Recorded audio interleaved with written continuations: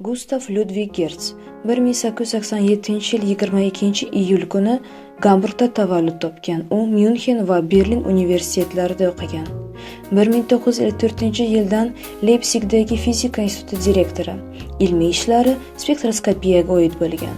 U Frank bilan hamkorlikda elektronlarning atomlar bilan to'qnashuviga oid tajribalar o'tkazgan. 1925-yildan boshlab u 5 yil davomida Philips lampochka zavodining fizika laboratoriyasini boshqargan. U yerda u gaz razryadlari fizikasini o'rgandi.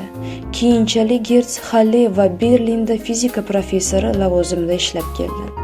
1935-yilda u yahudiy bo'lganligi sababli imtihon qabul qilish huquqidan mahrum bo'ldi va u professorlikdan bosh tortdi.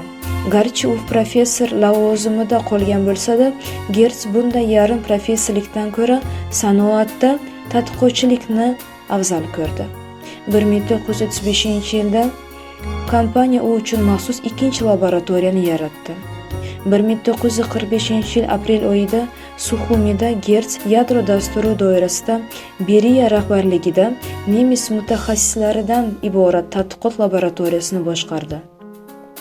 Institutning Suxumidagi faoliyati natijasiga ko'ra, Beriyaning shaxsan o'zi Stalinga tavsiyasiga ko'ra 1951-yil Gerts Stalinning 2-darajali mukofoti bilan taqdirlandi. 1954-yilda Gerts Leipzigdagi Karl Marx universiteti qoshidagi fizika instituti direktori, GDR Fanlar akademiyasining a'zosi, GDR tadqiqot kengashi hammuassisi edi.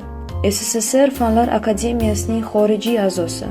U yadro fizikasi bo'yicha 3 jildlik darslikni nashr etish orqali GDRda yadro fizikasi rivojlanishida markaziy o'rinni egalladi. 1975-yilda Berlinda vafot etdi. U Gamburgdagi qabristondagi oilaviy qabrda dafn etildi.